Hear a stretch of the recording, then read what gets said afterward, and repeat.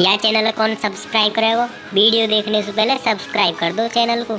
आज आपके सामने फिर एक और सच्चाई। अमेरिका एक ऐसा देश जो अपने फ़ायदे के लिए पूरे विश्व में किसी को भी धोखा दे सकता है। अब यूक्रेन वाला मामला ही ले लो। बार बार अमेरिका के बयान आ रहे थे कि अगर रूस ने यूक्रेन पर हमला किया तो हम यूक्रेन को अकेला नहीं छोड़ेंगे और उसका उसी तरह से साथ देंगे जैसे वो उनका नाटो का सदस्य हो। इतनी सपोर्ट पाकर यूक्रेन ने भी चौड़े होकर रूस को कह दिया कि अगर रूस ने हम पर युद्ध छेड़ा तो रूस अपने सैनिकों को ताबूत में भरकर ले जाने को तैयार रहे।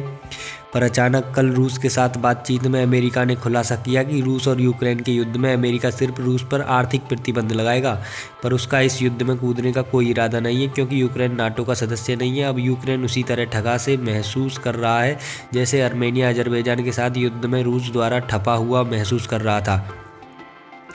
अमेरिका की पॉलिसी है कि पहले इतना भड़का दो फिर ऐन समय पर पीछे से खिसक लो। ठीक इसी तरह की पॉलिसी से उन्होंने पाकिस्तान को भारत और अफगानिस्तान में उलझाए रखा और पाकिस्तान को तो बकरा बनाकर रूस तक को तोड़ दिया और भारत को भी पाकिस्तान के साथ कई जंगों में उलझाकर भारतीय अर्थव्यवस्था को पनपने ही नहीं दिया। पाकिस्तान को तो खैर तबाही कर दिया, भारत के अंदर भी आम जनता में विभिन्न एनजीओ के द्वारा इतने नफरत के बीज बो दिए ताकि भारतीय नेतृत्व इसी उग्रवाद में उलझा रहे। कहीं मुस्लिम उग्रवाद, कहीं खालिस्तान उग्रवाद, कहीं अल्फा उग्रवाद, कहीं बोडो उग्रवाद यानी अल-कायदा, लश्कर ए तैयबा जैसे मोहम्मद बब्बर खालसा समेत 35 से अधिक आतंकवादी संगठनों को फंडिंग कर भारतीय सरकार को अंदर से और चीन तथा पाकिस्तान को हवा देकर बाहर से तोड़ने के प्रयास जारी रखे। चीन अमेरिका का दुश्मन नंबर 1 चीन है क्योंकि वो अमेरिका को न सिर्फ आर्थिक रूप से पछाड़ चुका है बल्कि उसे अब लगभग हर क्षेत्र में चुनौती दे रहा है। अमेरिका को पता है कि अगर चीन को अभी न रोका गया तो चीन हर हालत में बहुत जल्द निकट भविष्य में अमेरिका की ही तबाही कर देगा। पर अमेरिका यह भी समझता है कि वो सीधे सीधे चीन से पंगा नहीं ले सकता, बस इसीलिए कभी भारत, कभी ताइवान, कभी जापान, कभी ऑस्ट्रेलिया को चीन के खिलाफ उकसाता रहता है।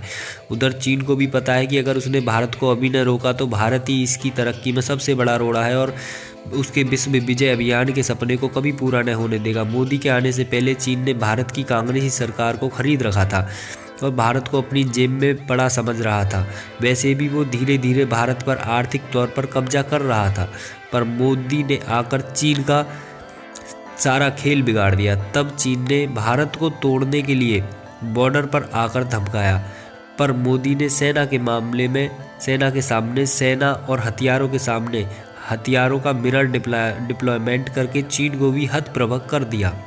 तो दोस्तों, मोदी के रहते हम अपने देश को बाहरी आक्रमण से तो सेफ मान सकते हैं, पर अंदरूनी आक्रमण को हम सब को मिलकर ही संभालना होगा। कुछ ना कर सको तो शांति समुदाय का आर्थिक बहिष्कार जरूर कीजिए और बदला लेना सीखिए। जय श्री राम।